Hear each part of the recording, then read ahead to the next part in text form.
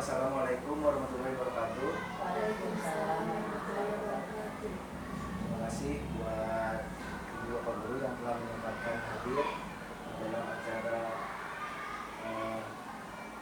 program kegiatan kebugaran jasmani. Nah, ini itu adalah salah satu tugas akhir dari diseminasi PKG PJOK, di mana kita sebagai guru PJOK harus membuat rencana tindak lanjut untuk siswa, khususnya di satuan pendidikan masing-masing, dengan berkolaborasi dengan guru-guru kelas yang ada di sekolah atau dengan komunitas belajar yang ada di sekolah. Nah, di sini saya mengambil kebugaran jasmani sebagai judulnya. Nah, yang latar belakangnya saya memilih kebugaran jasmani, aktivitas kebugaran tidak hanya bermanfaat bagi kesehatan fisik anak saja, tapi juga meningkatkan kualitas hidup secara keseluruhan. Nah, dalam hal ini diharapkan dengan menjalani program kebugaran jasmani ini atau PJAS ini, si anak itu bisa gerak, aktif bergerak dan menyenangkan bagi peserta didik. Nah, lalu dalam program ini juga peserta didik dapat memilih aktivitasnya masing-masing untuk mengembangkan kebugaran jasmani mereka, dengan cara mereka bisa memilih beberapa macam kebugaran jasmani, kan banyak, seperti kelincahan. Nah, nanti itu seperti kekuatan, daya tahan tubuh. Nah, nanti itu anak bisa memilih dan mengembangkannya sendiri. Nah, lalu ini juga untuk bisa sebagai pelaporan proyek. Nah, di mana ini bisa diintegrasikan nanti dengan mata pelajaran yang ada di kelas, khususnya bisa mata pelajaran IPA tentang anak mengenali kesehatannya. Dan lalu juga bisa bahasa Indonesia.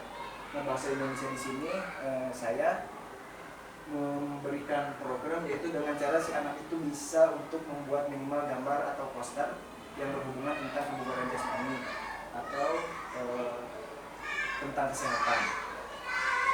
Nah, lalu di sini ada 6 tujuan besar program ini, di mana 3 diantaranya saya masukkan terhadap peserta didik. Yang pertama, meningkatkan pengetahuan siswa tentang pentingnya kesehatan dan kebugaran. Nah, ini kan akhir-akhir ini memang peserta didik itu banyak sekali yang sakit ya. Nah, berarti kita itu minimal harus memberikan pemahaman tentang pentingnya menjaga kesehatan dan kebugaran.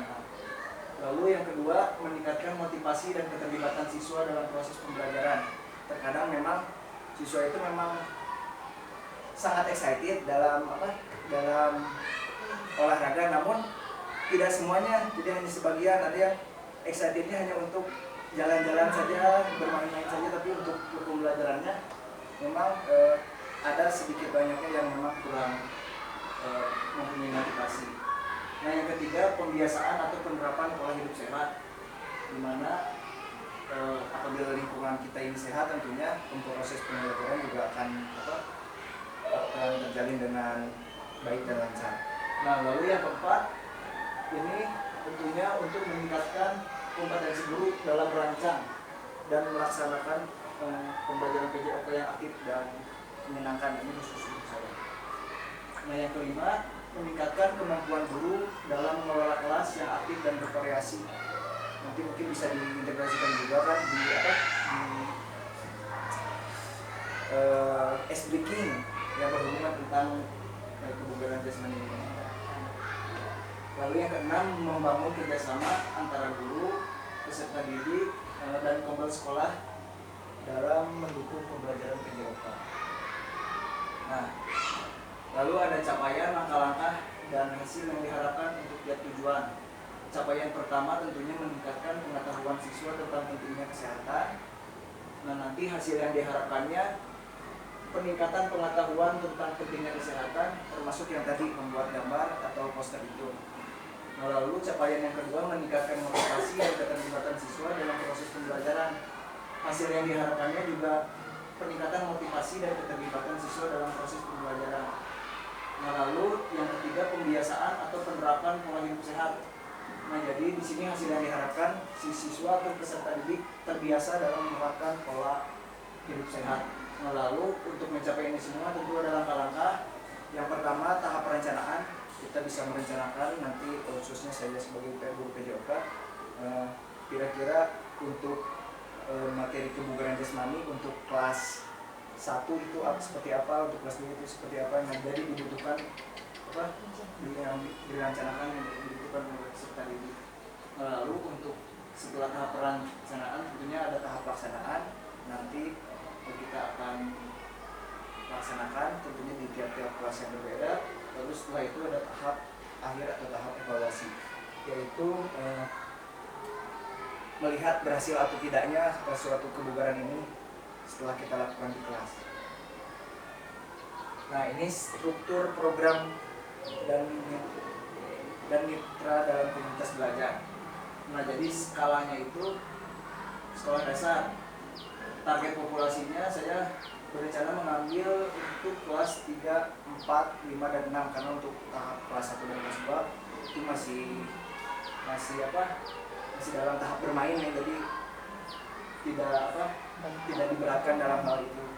Nah, lalu rencananya di frekuensinya itu 1 atau 2 kali dalam seminggu. Jadi durasinya bisa 30 menit atau 1 jam di tiap pertemuan. Jadi mungkin bisa di sela-sela pembelajaran. Lalu waktunya menyesuaikan jadwal sekolah. Lalu tempatnya bisa kita menggunakan ruang kelas, lapangan sekolah maupun lapangan sekitar sekolah. Nah, lalu kapasitas yang dimiliki di kelas ataupun di sekolah, nah kan ada 7 aspek untuk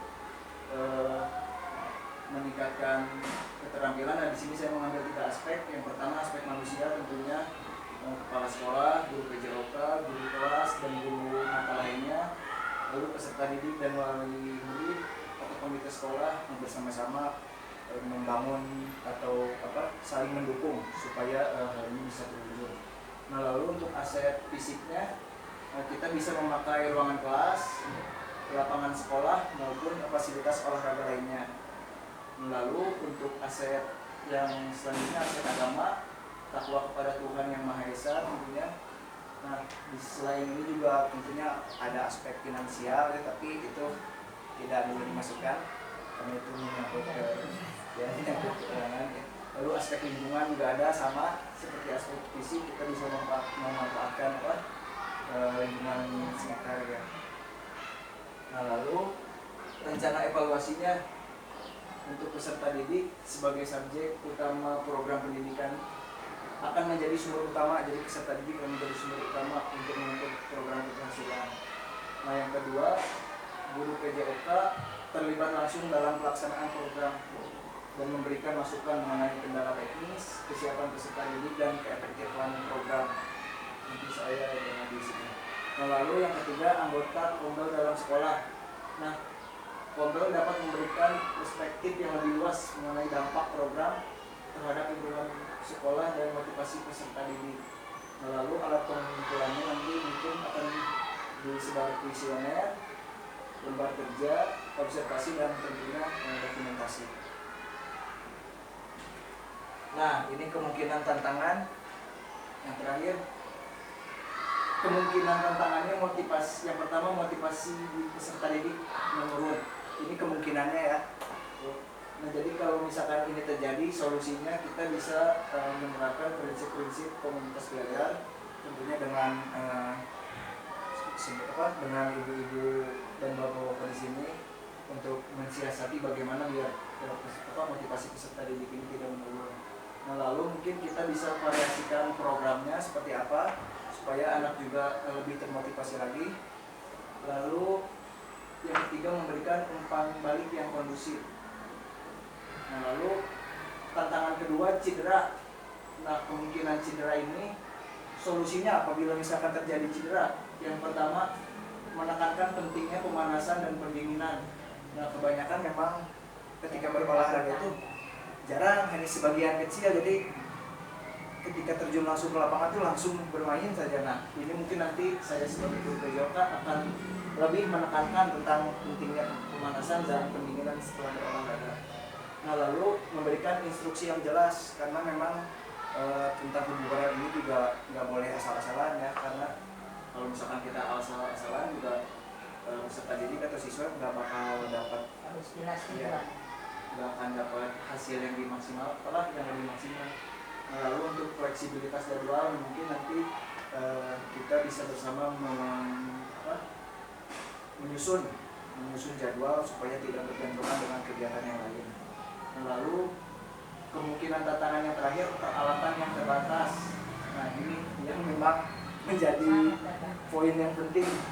Nah, jadi kita mungkin bisa kerjasama dengan lingkungan sekitar yang ada di sekitar sekolah di sini, ataupun kita bisa menggunakan fasilitas umum.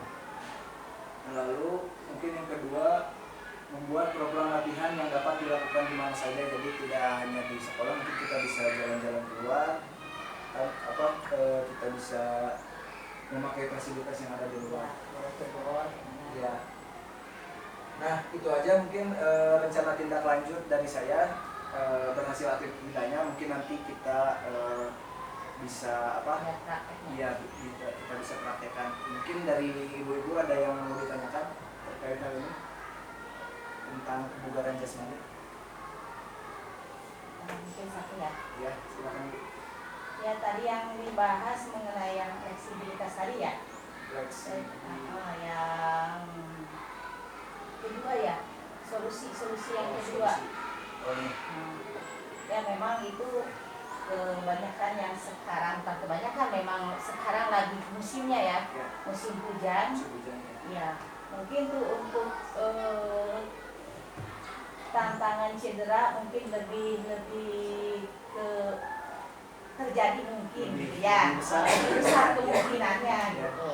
Terus lagi itu ada solusinya kan fleksibilitas jadwal. Yang mungkin kalau bisa memang harus disusun jadwalnya sedemikian rupa sehingga anak itu jangan sampai pas hujan terpaksa jadwalnya olahraga berangkat juga ke lapangan misalkan gitu. Jadi memang harus ada solusi pengganti lah, kegiatan pengganti yang tadinya memang hari ini nih mau direncanain mau main bola ternyata hujan, karena kan kemungkinan besar cederanya lebih tinggi ya. Ya makanya misalkan diganti saja mungkin dari permainan yang bisa dilakukan di ruangan. Ya, mungkin tadi dari Bu Lilis ya, kita tentunya ya sekarang lagi musim-musim hujannya ya. Kadang kalau kita keluar juga bahaya gitu untuk anak sekolah dasar. Mungkin udah ada solusi, tetapi ya harus diperhitungkan dari awal gitu maksudnya. Untuk musim hujan yang sekarang kegiatan bisa diganti dengan pembelajaran di kelas yang pengganti, ada jadwal kegiatan pengganti yang memang menyenangkan dan berpusat pada peserta didik. Tetap bisa dilaksanakan, tapi mungkin tidak terlalu besar resiko tinggi untuk cedera. Mungkin ada masukan lagi untuk ibu-ibu atau bapak-ibu terkait kebugaran jasmani, karena memang gurunya harus olahraga juga gitu ya. Ya boleh, bisa. Gurunya harus olahraga juga gitu. Karena guru bisa menjadi role model mungkin bisa menjadi contoh. Betul. Ketika Jadi mungkin bisa aja hari gitu olahraga bareng dengan anak-anak, itu bisa menjadikan semangat juga buat anak-anak mencintai olahraga. Mungkin sebagai jadi jangan sampai gurunya tidak bugar tapi anaknya bugar. Gurunya enggak. Iya, betul. Mungkin itu jadi masukan selanjutnya selain tadi cedera, terus ada kegiatan untuk gurunya juga. Mungkin ada lagi tambahan terkait ini. Oh iya, dan untuk ininya kebugaran jasmani itu kan kita tentang kebugaran ya, jadi sasaran yang ada itu tadi kelas 3, 4, 5, 6. Nah mungkin di sini kalau untuk sekarang per fase ya, fase B dan fase C berarti. Nah jadi untuk fase B mungkin gerakan 3 dan 4 gerakannya tidak terlalu kompleks seperti misalkan dari hujan itu kan bisa untuk pelincahan, meloncat. Nah kalau untuk kelas atasnya kita bisa ke yang lebih berat seperti misalkan permainan atau push up atau sit up yang memang aktivitas fisiknya lebih lebih Tinggi lah. ya lebih inti, lebih sedikit berat.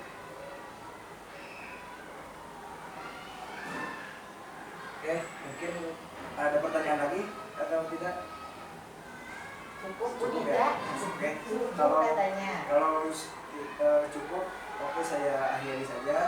Insya Allah apabila ini terrealisasi akan saya dan kita lakukan bersama-sama dan semoga bisa berjalan dengan lancar. Amin. Mengingat juga sekarang mepet-mepet ya akhir-akhir jadwal ya, karena Mepet jadwalnya. akan dilaksanakannya semua penilaian akhir semester atau sumatif akhir semester.